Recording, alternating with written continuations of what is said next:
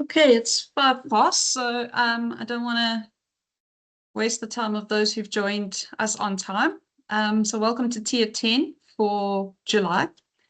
For those of you, if you're attending your first Tier 10, you can find recordings of our previous sessions on our YouTube channel, so you're welcome to go and have a look at those. And we do this monthly, so you would have been able to register for this one and be able to add the future ones to your calendar as well.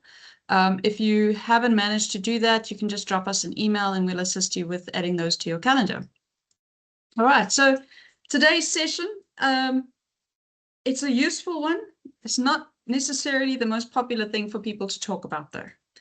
I always find when I start talking to clients one-on-one about budgeting, I wouldn't say there's resistance, but there's definitely this feeling that it's not something that they necessarily want to get involved in. So taking control of money.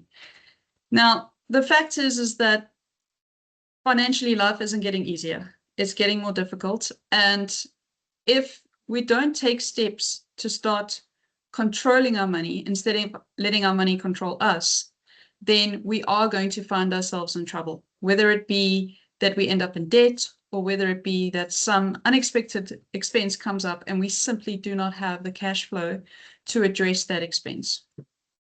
Also, when you're struggling with finances, it causes an anxiety and a stress in you that affects the rest of your life. So for you to be able to be a good mom, a good wife, husband, employee, you need to be able to reduce that financial stress to make yourself more effective in other areas of your life.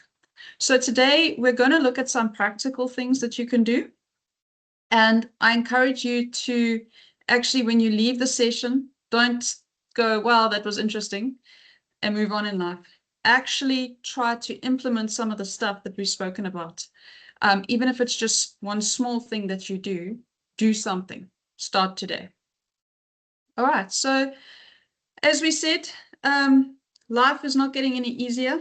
Budgets are very tight, and I'm sure you, like everybody else, are struggling with the increasing cost of the fuel, the increasing cost of the food. We have to pay school fees, we have to pay medical aid. So this idea of budgeting, I find for a lot of people can be extremely overwhelming. Where do you start? How do I do this? And because it's such an overwhelming feeling, people don't start.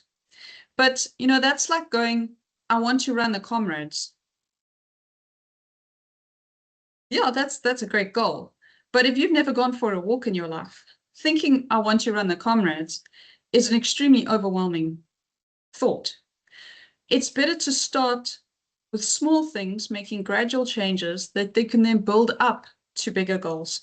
So when it comes to budgeting, it's not like in one day you can completely change your spending habits and turn your financial situation around. Nobody can do that. This is something that you need to do gradually and you need to do in small steps. All right, so the first thing that we need to realize about budgeting and controlling our spending and our money is you can't control what you can't see. Right, I want you to imagine standing in a dark room, right? And you're trying to paint a canvas, except the canvas keeps moving. What are the chances of you actually being able to paint a picture? Like, you might splodge some paint on the canvas, but the chances of actually painting a picture are quite slim. And with money, it's the same thing. People don't get themselves into financial trouble because they're lazy or because they're ill-disciplined. People get themselves into financial trouble because they can't see where their money is or where it's going. And if you don't know where it is and where it's going, you will never be able to control it. And so the first thing we need to do when it starts coming to budgeting and controlling money is actually to know what's going on, to get some sort of overview of where does my money go every month. But before we do that, we need to acknowledge a couple of things.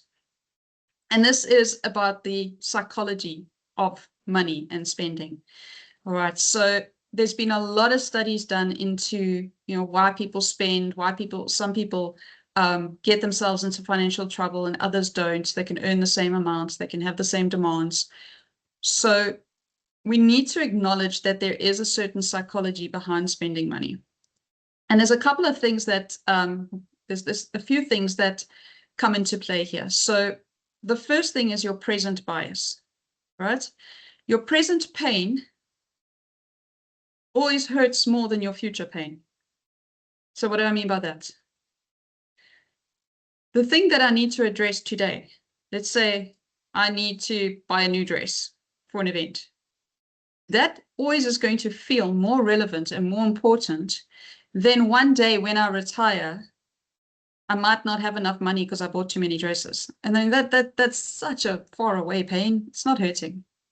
So we all have this thing called a present bias, which means that whatever's coming at us now always feels more urgent, more important than the things that are coming in the future. And so that present bias, if you allow it to, becomes the controlling mechanism of your spending patterns.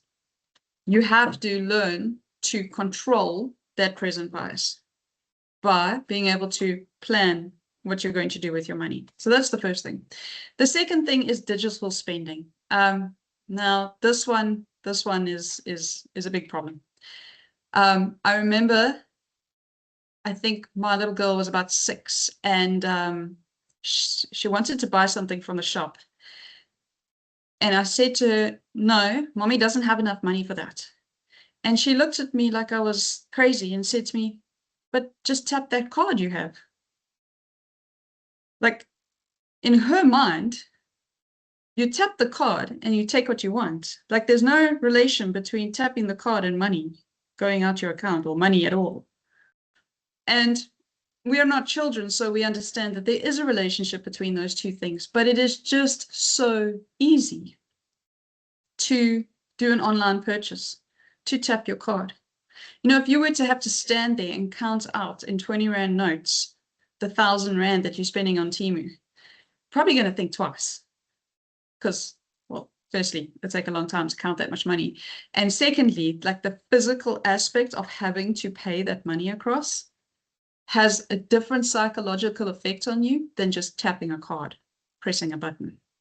So digital spending is a problem in our day because it just makes it easy to spend money without thinking about it.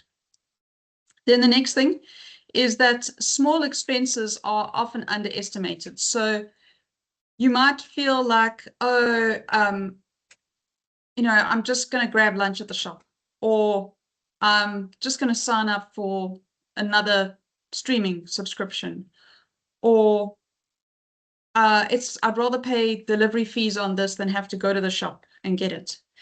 Now, those small spends often have more impact on us than something big.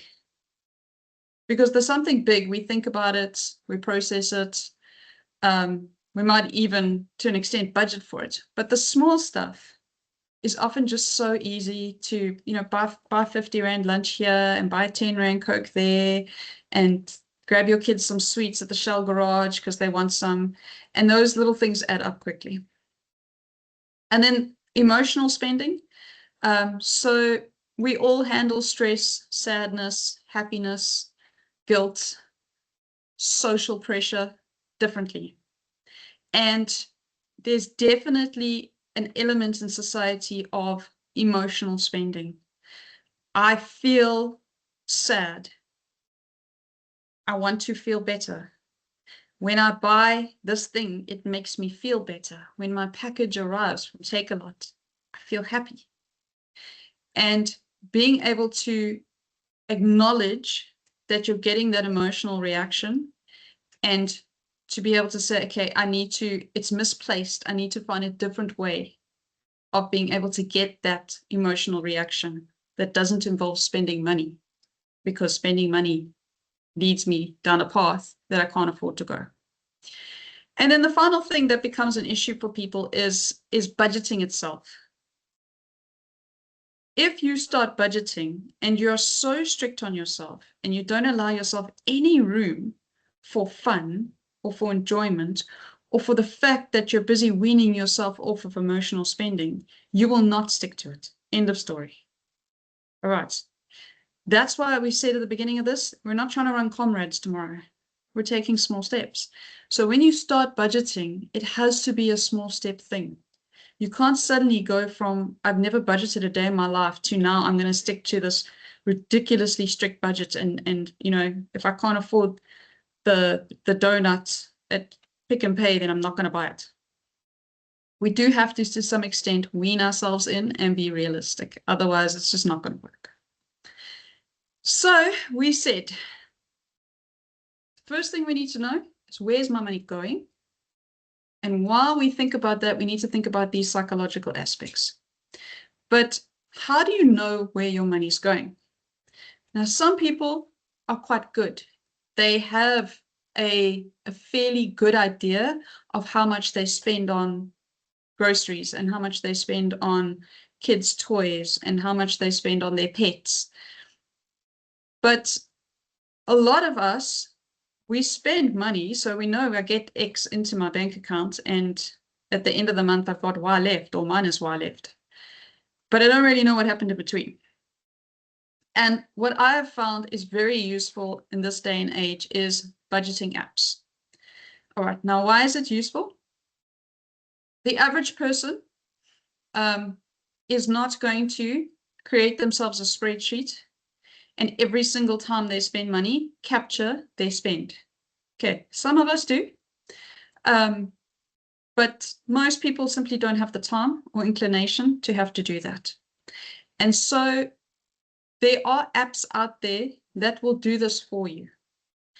And these apps are going to be able to help you to get an idea of, where does my money actually go every month? Because it doesn't help that you're now going to create a budget. Okay, so this is me. I'm like, right, first day of budgeting. Awesome.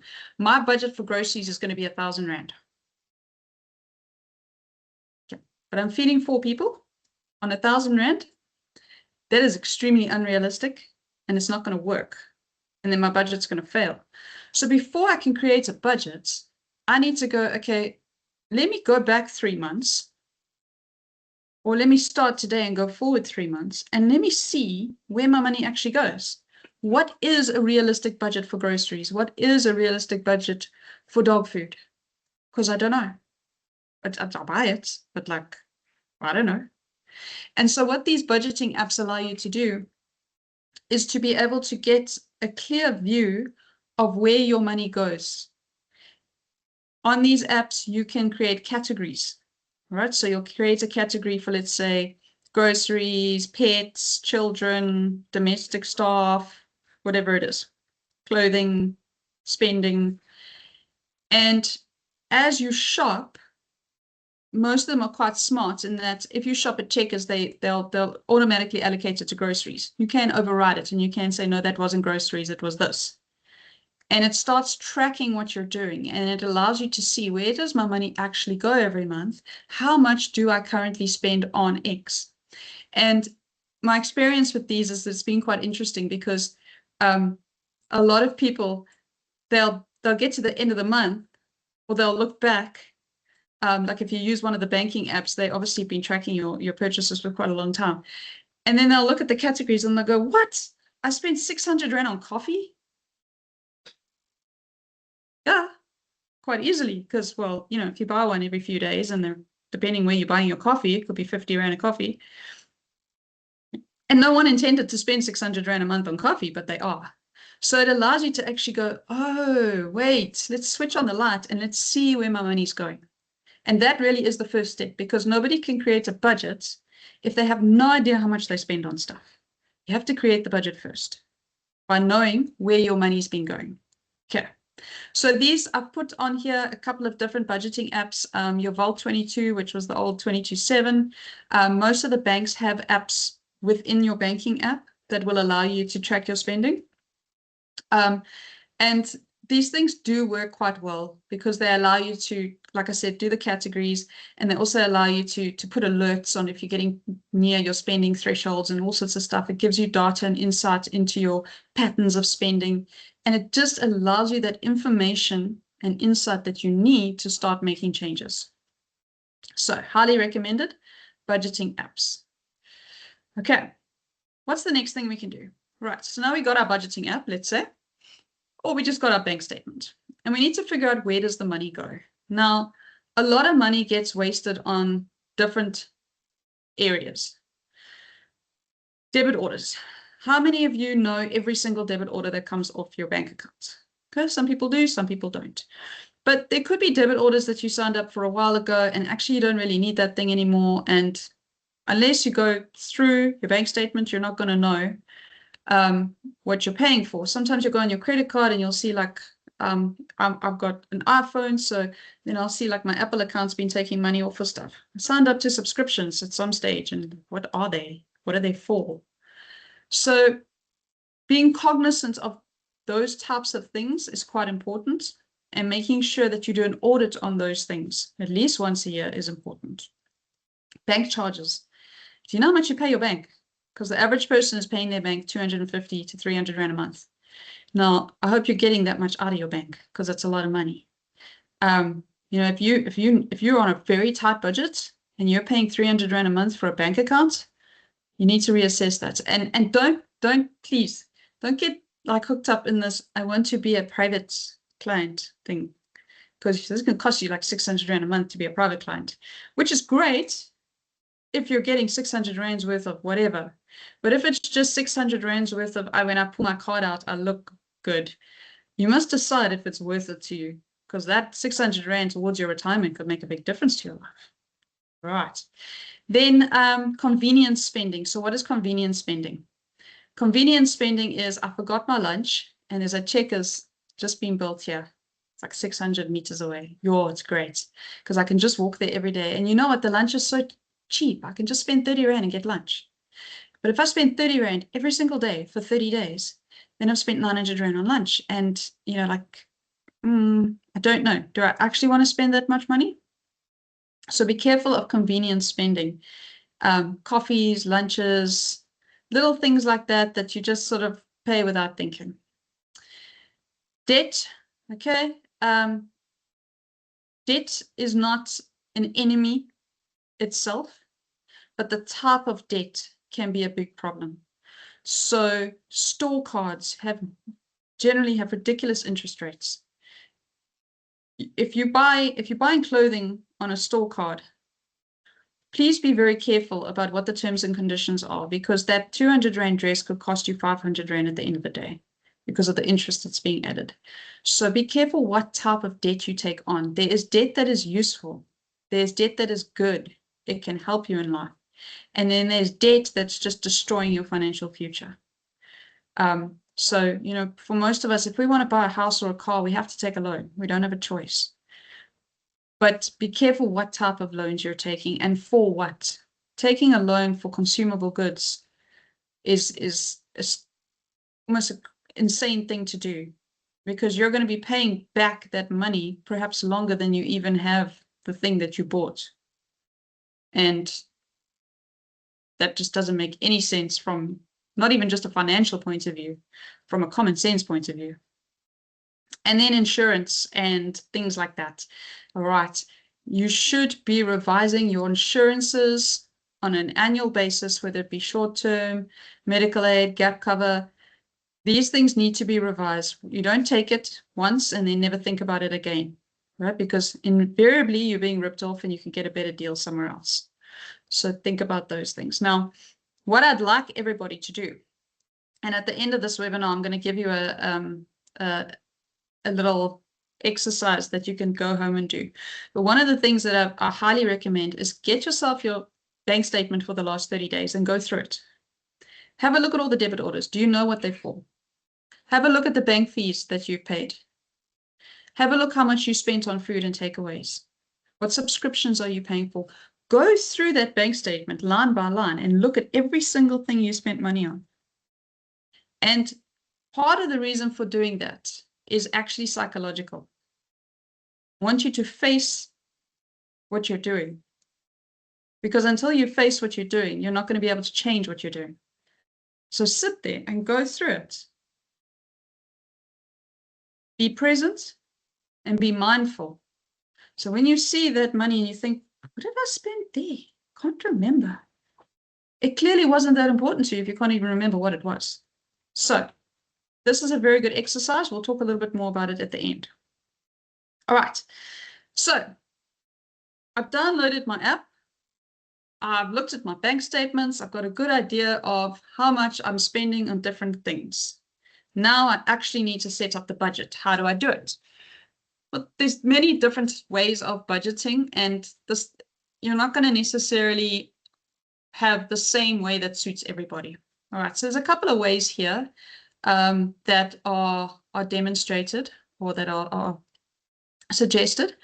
So the first one is the 50-30-20 split, where you decide how much of your income you want to spend on needs, wants, and future savings or debt repayment. So this is a 50-30-20 split. In your case, it might look different. But instead of having specific categories, like I'm going to spend this on groceries, I'm going to spend this on Takealot, whatever, you go 50% of my income is for my basic needs. 20% of my income is for savings. 30% of my income is for the stuff I want. So it's a very loose way of doing it. And it can work if you stick to that split very well, and that you're cognizant about when you spend money, which compartment it's fitting into. The other way is the zero-based. Now, the zero-based basically requires you to sit down, take your salary, and every single rand that you earn, you give it a job. So I need to pay rent. It's going to be the job of this 8,000 rand to pay rent. Okay. I need to, I don't know, buy makeup. It's going to be the job of this 200 rand to buy makeup. So every single rand that you earn is allocated to something. It has a job. And that job might be retirement funding. The job might be creating an emergency buffer. The job might be buying the coffee that I like to buy once a week from my favorite coffee vendor. It's fine to do that because you're being mindful of it. You've given that money that job. And so you can spend it on that thing if that's what you want to spend it on. And what I like about this is that it makes you have to balance out your life, because if you're going to give every single rand a job, then you start having to think about how important is that thing to me. Am I willing to spend the 600 rand on coffee? And if your answer is yes, because that's how much it means to me, then that's okay.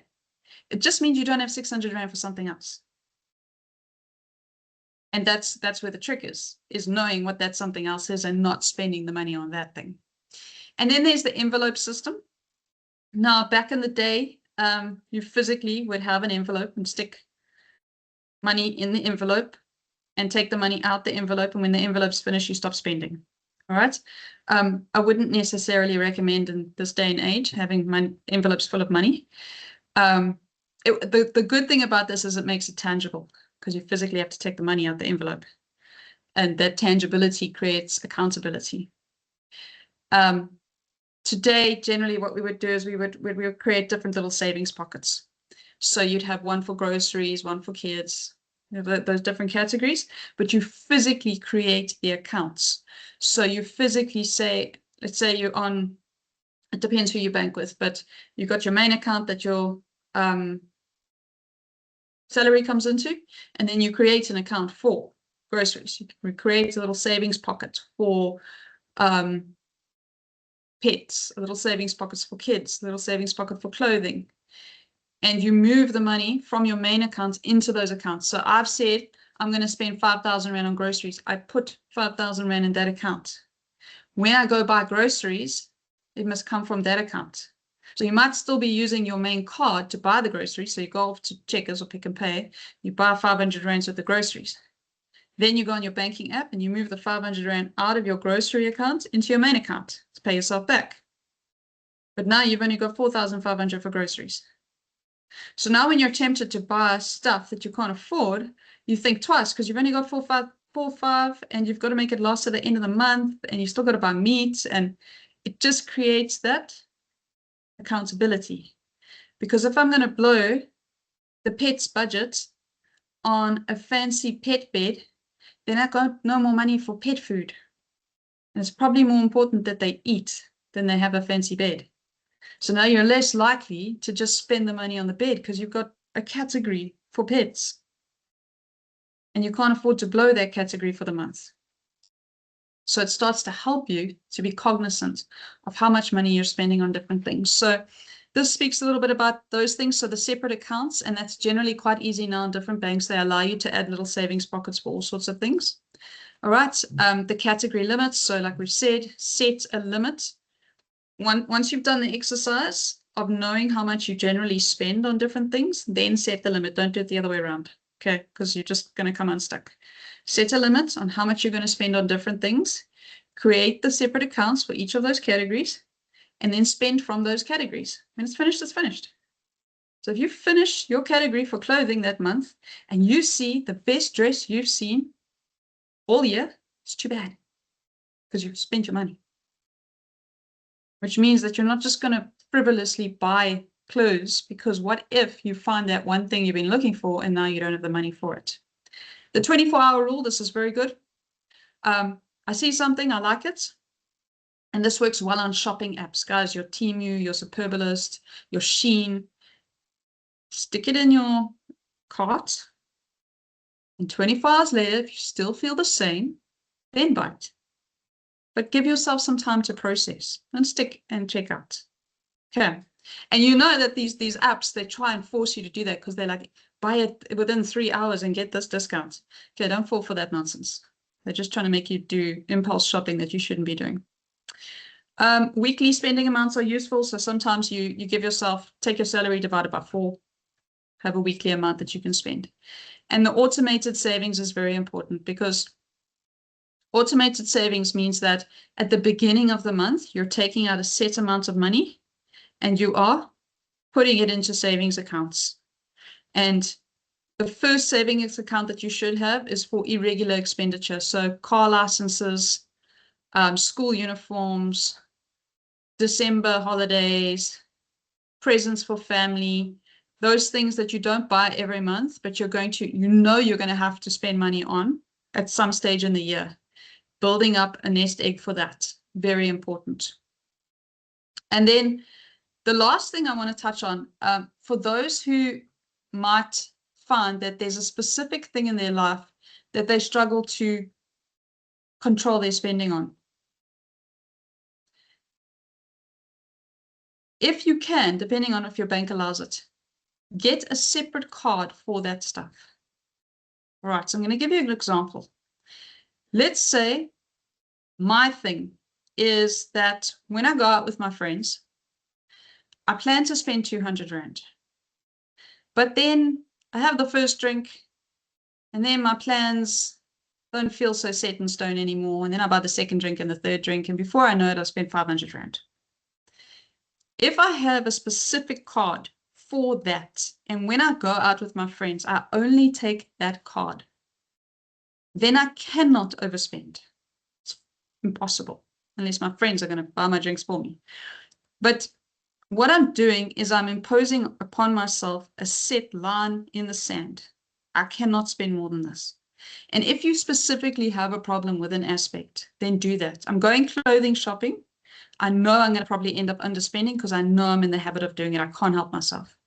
Have a separate card, only put so much money on that card, and when it's done, it's done. Okay, so sometimes you're actually going to be hard on yourself and discipline yourself properly. But that works really well, because then you cannot talk yourself out of your budget because you have literally set it in stone. Okay. So now we've got the budget, we've set our categories, we're doing well, we're starting to get into the swing of this.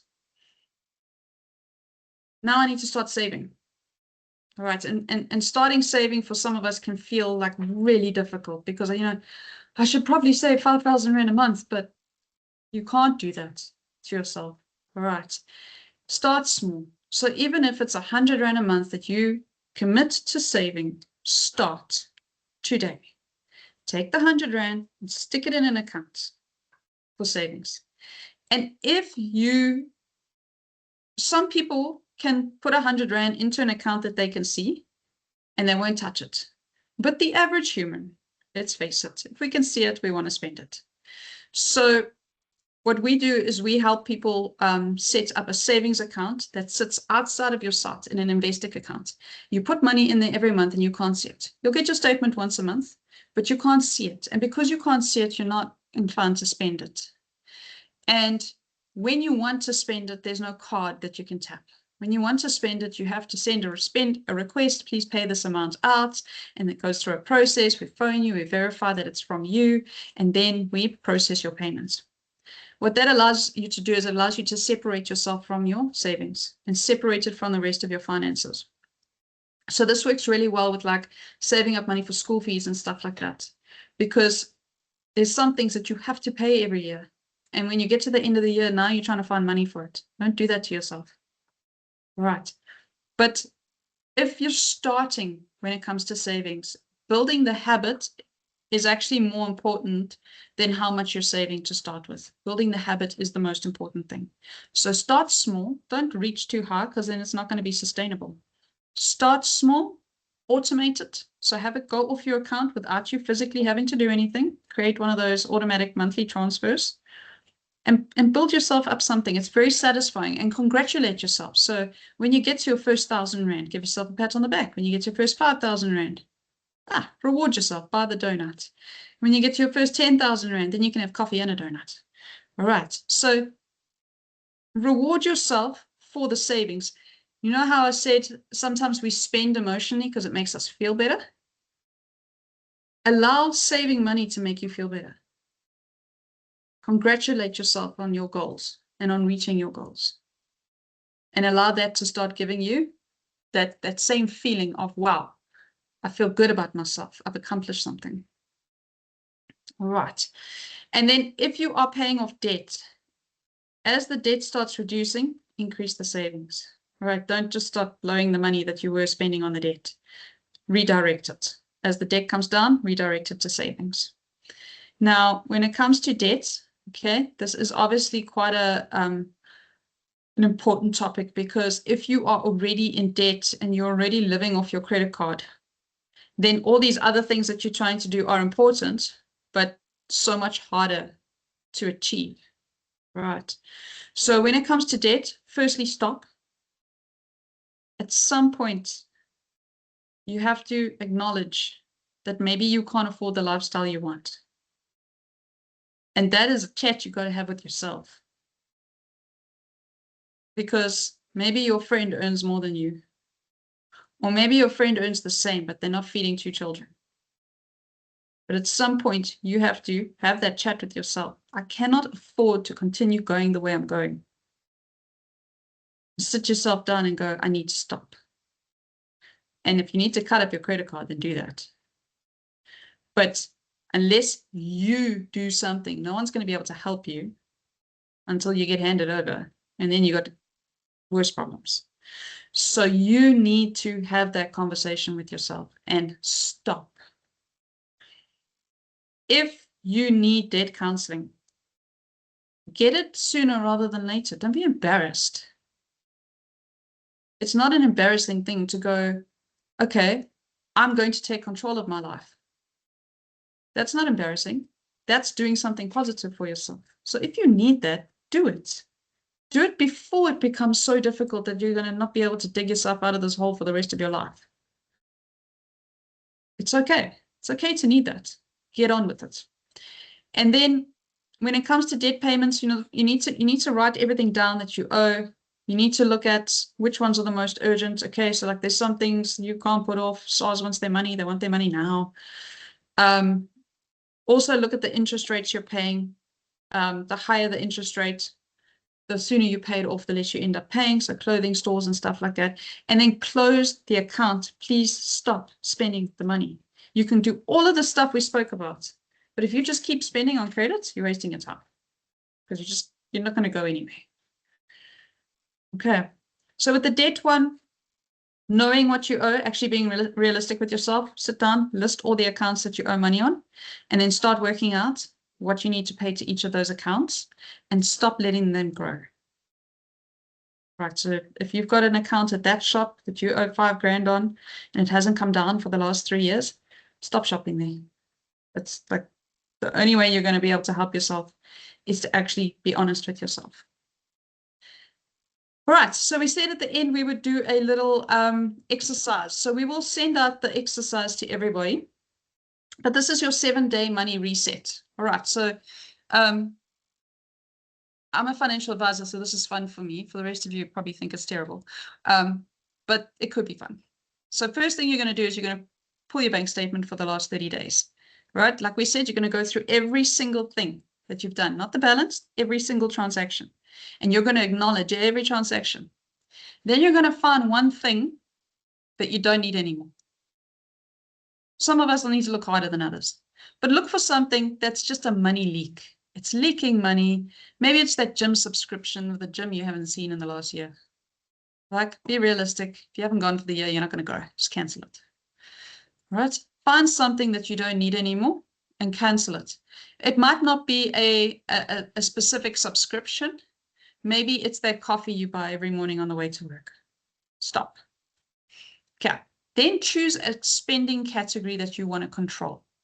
Just choose one to start with. So maybe it's takeaways. Maybe it's clothing.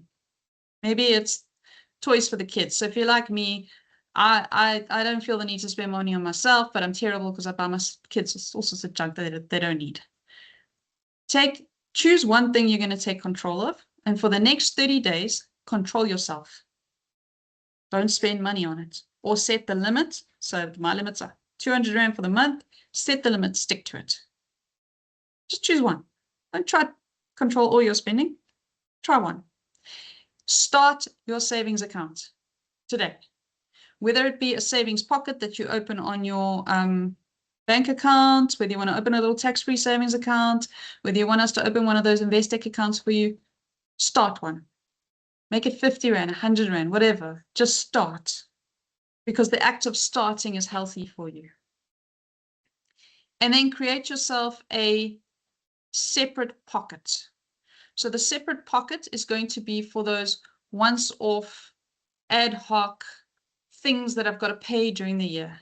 Create the pocket because those payments are coming whether you like it or not. Create the pocket and create the automated amount that's going to go into there for you to start saving for the car license and the tires and the service and all those things that you know you're going to have to pay for anyway. All right. And then that gives you 30 days. Over that 30 days, you're going to go choose one of those budgeting apps or the good old-fashioned spreadsheet if that's what you want to use. Activate the thing, link your accounts, set your categories. Gives you 30 days to go through the exercise of going, okay, let me figure out where my money's going. Let me switch on the lights and stop the canvas moving so I can actually paint a picture here. All right, so it's a 30-day thing to go, okay, I'm going to take control here. For the next 7 days, I'm going to do these things, activate my budgeting app, and give myself 30 days to see where my money goes. And that is the start to successful budgeting. And in closing, you don't need a perfect budget because nobody has one, right? I don't know anyone who doesn't from time to time come unstuck. You need visibility, so you need to know where your money goes. You need to be mindful and cognizant of it. You need boundaries, so you need to know how much am I spending on each thing and when do I stop? And then you need a savings habit. It has to become a habit. A savings habit that right now, right here, I'm going to start this thing and I'm going to do it so that I can do this every month and it's not going to become a problem for me. A small savings habit. So let's start with those 3 things. And I can promise you now, by starting to do these things, you're suddenly going to find money that you didn't know you had before.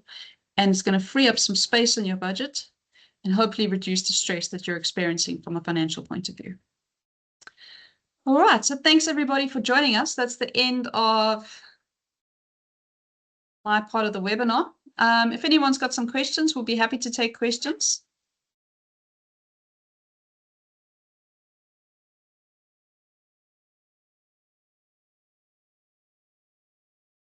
Okay. Usually people don't want to ask me questions about budgeting in front of other people, so that's normal. So if you want to make contact with us afterwards, please feel free to drop us an email or a Teams message. Bontle. Hi, thank you. A quick one. I heard you talk about counseling, debt counseling. So, what is the difference between debt counseling and debt review? Because sometimes you people end up having to consolidate the amount or something like that. Is Mm. there's two different things? Yeah, so there's potentially two different ways of approaching it depending on how bad the situation is. The debt review is generally something that's forced upon you. You can voluntarily go under debt review, but that's where you're going to consolidate, and you're going to then have one repayment instead of many repayments. So essentially, that company buys your debt and you pay them back. Debt counseling is a little less drastic. It's sort of a step that you would take beforehand. So debt counseling can often be accessed if your company's got a employee wellness program. They often offer some sort of feature of debt counseling, so you'd be able to um, speak to somebody about the situation that you're in, go through the list of accounts that you've got, and get some idea on how to start repaying things in a way that makes sense. So it wouldn't be as extreme as debt review where you're consolidating, but it would just be Mhm. getting guidance on these are the 6 things I'm paying for. How do I do this in a more efficient manner so that I don't end up in more debt? Okay. All right. Thank you. Okay. All right. So, like I said, if you want to make contact, please do. If you're interested in opening a little savings account, one of those Investec accounts I spoke about, a tax-free savings, anything like that, you can chat to us. We're very happy to help because we just want you to get started. Okay, it doesn't matter how much you start with, just get started. All right. Thanks everybody for attending, and we hope to see you next month. That's the end of our tier 10. Bye-bye.